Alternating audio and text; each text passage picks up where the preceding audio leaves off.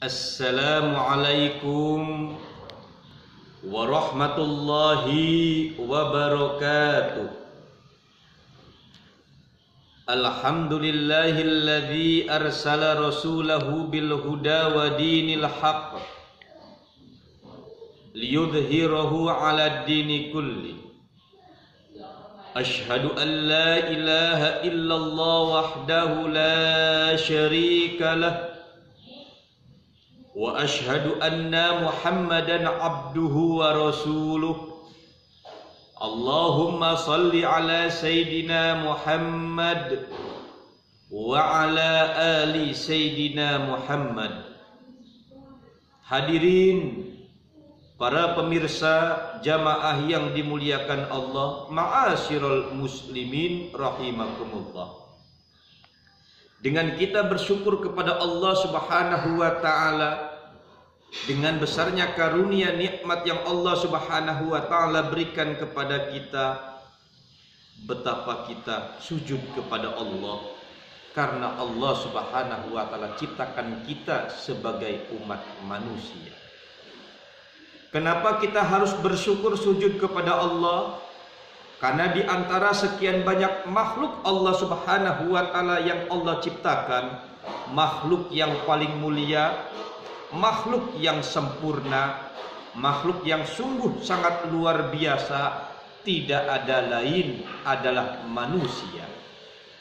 Isi daratan, isi lautan yang ada di alam dunia, bahkan surga seisi sepenuhnya, itu pun sama kesemuaannya untuk umat manusia. Dengan mulianya umat manusia, ada satu makhluk yang syirik, dengki, iri hati, yang betul-betul benci kepada makhluk yang bernama manusia ini. Siapa dia? Yakni iblis yang dilaknat oleh Allah Subhanahu wa ta'ala. Iblis diciptakan oleh Allah Subhanahu wa ta'ala. Pada hakikatnya iblis ini diciptakan oleh Allah lebih sempurna daripada manusia. Kalau manusia diciptakan dari tanah yang meliat, tanah yang dari lempung, tetapi iblis diciptakan oleh Allah Subhanahu wa ta'ala dari api. Jelas api lebih mulia daripada tanah. Tetapi iblis rasa dendam kepada manusia, iri hati kepada manusia, sehingga iblis memohon kepada Allah Subhanahu wa ta'ala, "Ya Rabb." Apa iblis? Ya iblis, bolehlah manusia ini makhluk yang dimanja, bolehlah manusia ini makhluk yang begitu sempurna, tapi ya Rabb, saya tidak cinta, bahkan iri hati kepada manusia. Kata Allah, kenapa iri hati? Karena pada hakikatnya saya, kata iblis, lebih mulia daripada manusia. Ya Rabb, kata iblis, berilah saya ini kesempatan dalam hidup saya, dan berilah dua saya ini permohonan untuk diijabah. Terus, kalaulah dua permohonan ini diijabah, silahkan, saya mau diapakan, dikeluarkan dari surga, makhluk yang dilaknat, silahkan. Yang penting dua permohonan ini mohon diijabah. Apa permohonannya? Yang pertama, berilah umur panjang sepanjang mungkin, jangan sampai ada yang mati, terus hidup sampai hari kiamat. Itu permohonan pertama. Terus permohonan yang kedua, ya Rabb, berilah saya kebebasan dengan sebebas-bebasnya untuk menggoda, merayu, menghancurkan hidupnya manusia, sampai kepada anak cucunya semuanya. Dari Nabiullah Adam sampai kepada anak cucunya, semuanya, sehingga mereka menjadi sahabat saya di dunia dan sahabat sejati saya di akhirat. Cuma itu permintaannya, cukup 2 saja. Silahkan. Jadi permohonan iblis ini dikabulkan oleh Allah Subhanahu wa taala dengan penuh leluasa. Yang pertama, iblis diberi umur panjang oleh Allah Subhanahu wa taala, tidak ada kematian sampai hari kiamat. Yang kedua, dengan leluasa sebebas-bebasnya iblis ini menggoda anak Nabiullah Adam sampai kepada cucu-cucunya sampai hari kiamat. Hadirin jamaah yang dimuliakan Allah, ma'asyiral muslimin rahimakumullah. Iblis punya anak, jadi iblis ini punya anak namanya setan. Setan punya golongan. Iblis punya anak namanya setan. Setan punya golongan sebanyak dengan 9 golongan. Jadi punya pasukan sebanyak 9 pasukan. Dan seluruh pasukan ini nggak ada yang benar. Semuanya salah. Semuanya ingkar kepada Allah, kagak ada benernya. Semua pasukan ini, pasukan sombong, pasukan khianat, pasukan laknat, pasukan jahanam, semua pasukan-pasukan salah. Jadi kalau 9 pasukan setan ini apa benarnya? Kagak ada benarnya, semua salah. Tugasnya menggoda Nabiullah Adam alaihissalam kepada anak cucunya kesemuanya, dan dia tidak pernah tidur selama 24 jam, tidak pernah berhenti daripada semua aktivitasnya, dan dia akan menggoda kita semua sampai hari kiamat. Di mana manusia berada, di situ ada setan. Di mana manusia sedang merenung, di situ ada setan. Di mana manusia sedang bahagia, setan pun di sana sudah siap. Di mana manusia sedang ibadah, sedang sholat, berbuat amal baik, sama di situ ada setan. Di mana-mana setan pasti ada. Golongan pertama setan yang pertama namanya setan khonzab. Jadi namanya setan khonzab, ini golongan pertama. Apa tugasnya setan khonzab ini? Yuwaswis fi sudurin nas, membisiki hati umat manusia litarkis sholah, untuk meninggalkan ibadah sholat. Jadi setan ini semenjak manusia ini bersiap-siap, jadi manusia ini bersiap-siap untuk melakukan ibadah sholat, itu setan di depan masjid udah siap. Jadi tugasnya di depan masjid. Bukan depan masjid, di mana orang ini mau melakukan ibadah sholat, ini setan sudah siap. Hanya dikhususkan setan khonzab ini untuk yuwaswis, membisiki umat manusia agar ibadah sholatnya ini terasa berat. Maka di dalam pekerjaan kehidupan kita umat manusia ini, yang paling berat tidak ada lain adalah sholat. Innaha lakabiratun illa 'alal khashi'in. Jadi melakukan ibadah sholat merupakan pekerjaan yang paling berat. Mau sholatnya pun sudah berat. Jadi tidak aneh kalau ada banyak orang yang mau meninggalkan ibadah sholat. Memang sholat itu pekerjaan yang paling berat di antara sebuah pekerjaan. Kenapa ibadah sholat itu pekerjaan yang paling berat di antara semua pekerjaan? Karena ibadah sholat muamalah wal ittisalat, berhubungan dan berkomunikasi diri kita langsung kepada Allah Subhanahu wa taala. Kita ngobrol, bicara, langsung menghadap kepada Allah Subhanahu wa taala. Itulah ibadah sholat.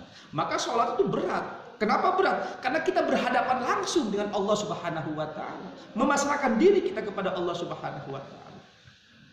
Ya, setan khonzab pun ada bagian-bagiannya. Ada setan khonzab yang ngerayu meninggalkan ibadah sholat orang-orang yang masih awam.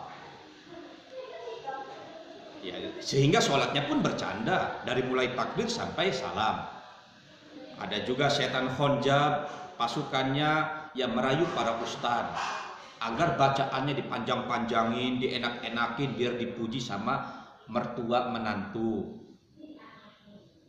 Begitu pula setan khonjab, ya tugasnya mereka untuk merayu para ulama, para syekh, para kiai agar hatinya merasa dirinya sholat yang paling baik, yang paling bagus.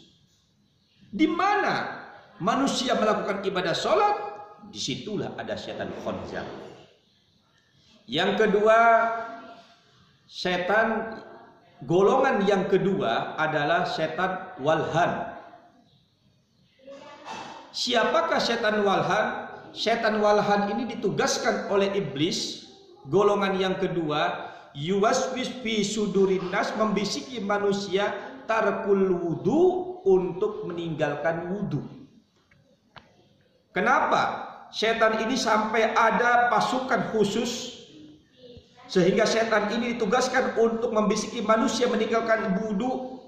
Jamaah hadirin yang dimuliakan Allah, karena wudu ini cahaya.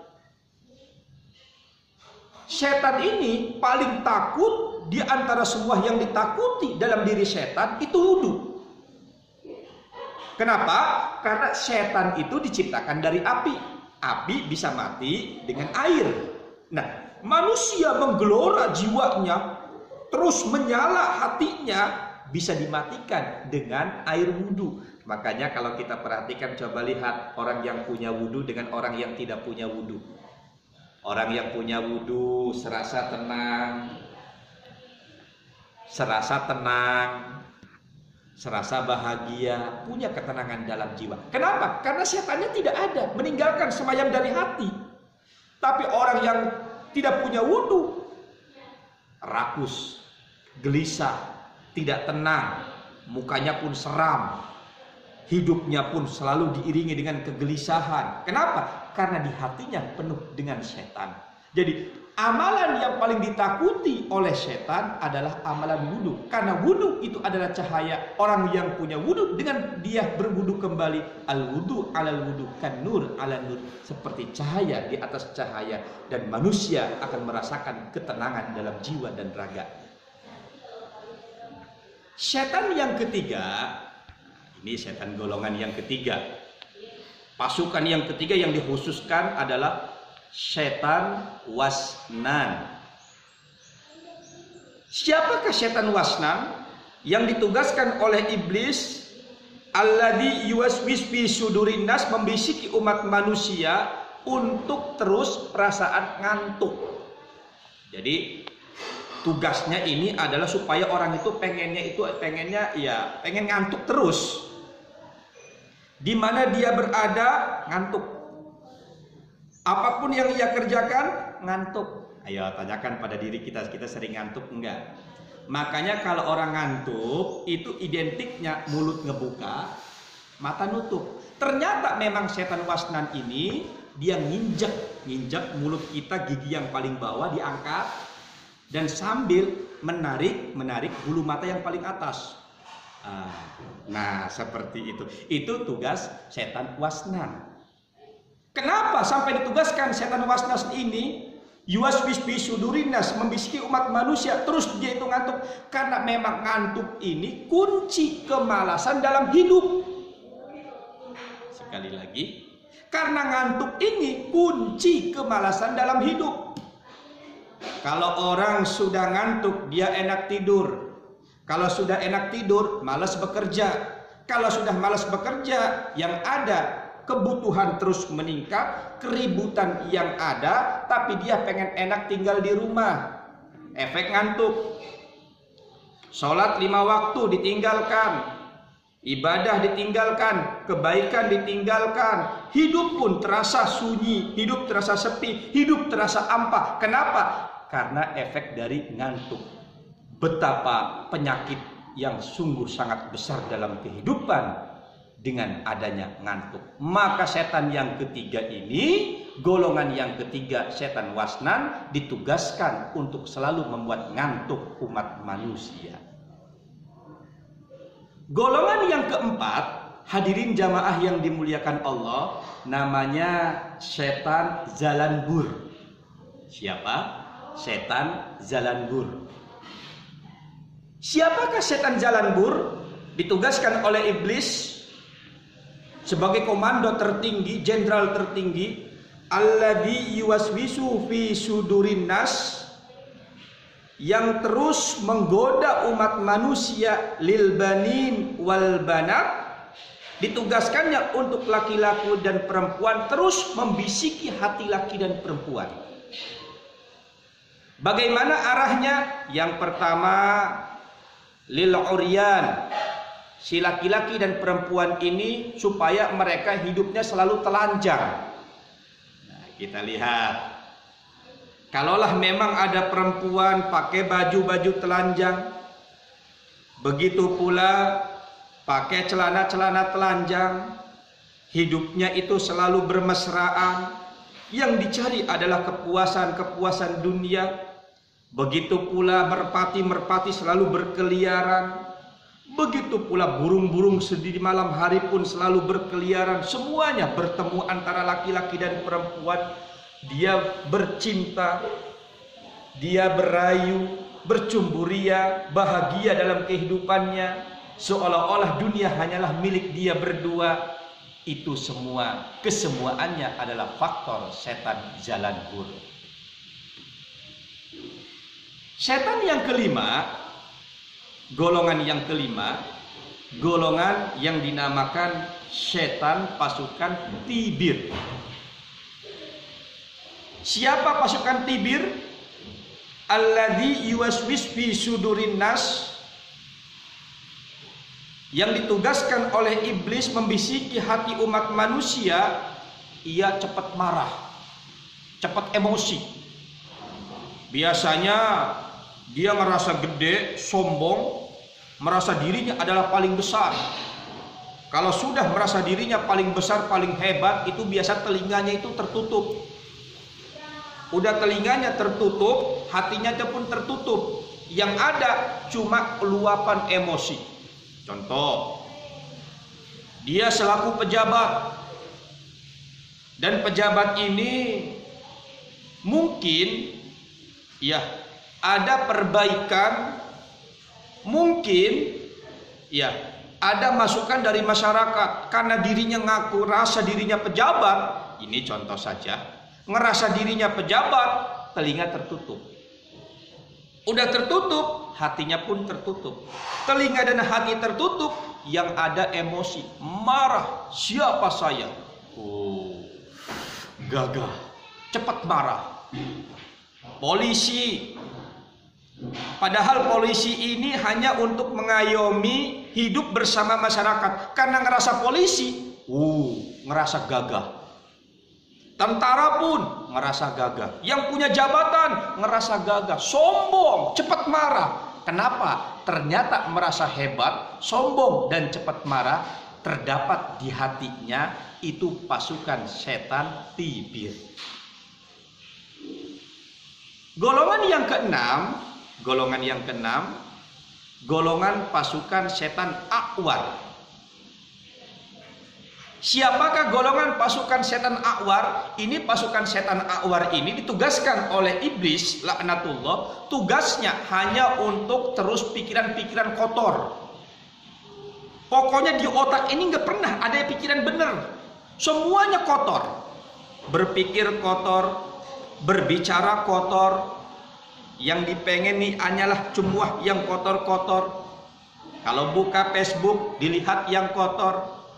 Kalau buka WA dicari yang kotor, buka internet Google dicari yang kotor. Semua bicaranya kotor, pikirannya kotor. Sesudahnya itu arahnya kepada hubbun nisa, cinta kepada perempuan. Yang ada dalam hidupnya hanyalah perempuan. Sesudahnya berakhir dengan perzinahan. Kenapa terjadi hal seperti itu? Itulah tipu daya setan A'war. Golongan yang ketujuh namanya setan abyad. Siapa setan abyad? Setan abyad ini komandonya setan. Jadi setan, ada komando setan yang ketujuh. Siapa? Setan abyad. Tugasnya bukan tugas kita. Kalau kita ini nggak butuh ditemani, nggak butuh dirayu sama setan. Kata setan pakai colek ini aja sudah kita ikut sama setan. Tetapi setan abyad ditugaskan untuk merayu, menggoda, membisiki para nabi. Merayu, menggoda, terus menemani para ulama, para kiai, para ustadz, orang-orang soleh yang ibadahnya luar biasa. Siapa yang kuat-kuat, ibadahnya, kehidupannya, ibadahnya yang baik, keimanannya yang baik, Islamnya yang baik, ketakwaannya yang baik, sudah disiapkan oleh iblis pasukan elit. Siapa pasukan elitnya? Ini adalah pasukan setan yang bernama adalah setan abyad. Termasuk setan abyad ini yang pernah menggoda Nabi kita Muhammad sallallahu alaihi wasallam. Yang kedelapan, hadirin jamaah yang dimuliakan Allah, ma'asyiral muslimin rahimakumullah. Pasukan setan yang kedelapan namanya setan dasim. Siapa setan dasim? Setan dasim biasanya kalau setan itu bersemayam di hati dengan berbagai macam tugasnya, tapi kalau setan dasim itu bersemayamnya di perut. Jadi adanya selalu di perut. Dia habis makan satu piring kenyang, ada makanan, lapar lagi. Dia habis minum, padahal minum pun banyak, lapar lagi. Contoh, kita ibadah puasa. Kan ibadah puasa itu cukup dengan minum air 1 gelas, korma 2, 3, ya sudah cukup. Tapi entah itu kenapa, Masya Allah, buka puasa percis kayak orang mabok. Makan kolak 2 piring, es campurnya 1 piring, ditambah lagi makan nasi, ditambah lagi buah-buahan sekaligus. Kenapa? Karena ada setan dasim, tugasnya selalu membuat lapar. Kesenang-senangan makan makanan, berpesta ria dengan makan makanan, apalagi sekarang ini di bulan Syawal, dia buat makanan yang banyak, dimakan sedikit. Makan yang banyak, akhirnya hambar. Begitu pula dia masak yang sungguh sangat banyak, acak-acakan. Siapa yang tugasnya menghancurkan dalam bentuk makanan dan minuman, berpesta ria, perut terus dalam keadaan lapar, dan dalam keadaan lapar padahal makanan banyak menjadi hampa. Itu tugasnya adalah setan dasim. Golongan yang ke-9, ini golongan yang terakhir. Golongan yang terakhir yang ditugaskan oleh iblis laknatullah, golongan setan yang ke-9, yakni golongan setan masud matun. Siapakah setan masud matun ini? Ditugaskan oleh iblis untuk menggunjing, menggibah, memfitnah, terus membicarakan orang lain, ngomongin orang lain. Begitu pula dia tidak pernah berpikir dalam dirinya apakah benar atau pula salah. Tidak pernah berpikir bagaimana kehidupan dirinya, apakah dia baik atau tidak. Yang penting saya sudah bisa puas membicarakan orang lain. Terus mengadu-ngadu domba, membicarakan, mengadu domba, membicarakan, mengadu domba. Oh, ternyata menggibah, mengadu domba itu adalah perbuatan setan yang dikerjakan setan masud matun. Hadirin jamaah yang dimuliakan Allah Subhanahu wa taala, 9 golongan setan ini terus hidupnya tidak pernah berhenti, dan dia harus kita sadari merupakan aduwwum mubin, musuh yang paling nyata dalam kehidupan kita. Siap-siaplah diri kita. Di hadapan kita ada setan, samping kanan kiri ada setan, belakang kita ada setan, jiwa dan tubuh kita ada setan. Dengan kita menggunakan air wudhu, terus kita ingat kepada Allah Subhanahu wa taala, berkumpul dengan orang-orang yang soleh, insya Allah kita akan terhindar dengan setan. Akhirul kalam, assalamualaikum warahmatullahi wabarakatuh.